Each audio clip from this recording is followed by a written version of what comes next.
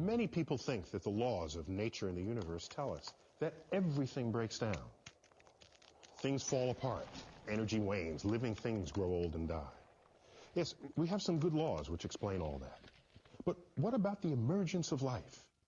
What about the complexity of life? Where do they come from? Are these rare, miraculous developments? Or is this kind of complexity inevitable, following natural laws we just haven't figured out yet? Correspondent Carla Wohl went looking for the answer. It is mysterious how a flock of birds or a school of fish move as one with such grace and coordination, as if there's one brain behind them all, or an invisible force at play. An explanation may be found in emergence, a science that tries to explain complex patterns and behavior that arise in the world around us. Some believe emergence may reveal more than just how birds and fish do this, but how we think, and how life itself began in the first place. But while many of science's mysteries long have been explained, gravity we predict with Newton's laws of gravity, and magnetism through Maxwell's laws. Things like this remain largely unpredictable. Emergence, when you first see it, seems mysterious. But that, if I go back and read the papers at the time of Maxwell, electromagnetism seemed very mysterious too. Let's start with what we do know about emergence. It's an order we might not expect to see.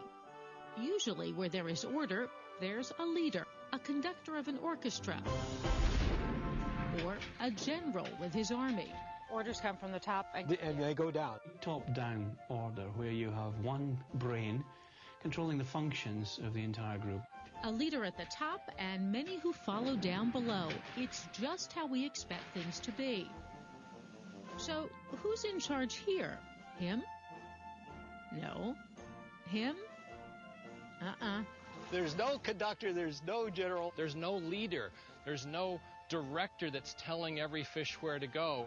Well, then what about these birds? There's no one in charge of the birds either. So if the order isn't coming from the top down, where is it coming from? The organization comes from the bottom up. So at the bottom we have these things that are following their own sets of rules, often fairly simple. One is to go in the same direction as the other guys. Another is don't get too close, but don't get too far from my neighbors. And perhaps the most important rule? If someone's coming after you, get out of the way. From these simple rules, very complex patterns can spontaneously emerge. What we see is a pattern emerging from the bottom up. And so it came to be called emergent complexity, or simply emergence. Of course, different creatures have different rules, but whether ants, or wildebeest, or this slime mold, The behavior emerges from the actions that are controlled by the rules. And the behavior of the whole is more than the sum of the parts. And that's the flag for emergence. and you might not have noticed it, but it's not just seen in animals. Similarly with crowds, there are no leaders within certain types of crowds. Crowds of people? We do it just like the birds and fish? Movement is happening at a very much subconscious level. You don't think about how to walk, you just do it. Keith Still studies the emergent complexity in crowds. He says these people crossing the street have no idea they're part of a larger pattern. As if they're following each other in long conga lines. What happens is that the first individual that finds a gap is being followed by those people that find it easier to follow something that's moving in roughly the right direction than it is to carve their own path through the crowd. So emergence happens with all kinds of living things that move in groups. It can be a crowd, it can be a flock of birds, a school of fish.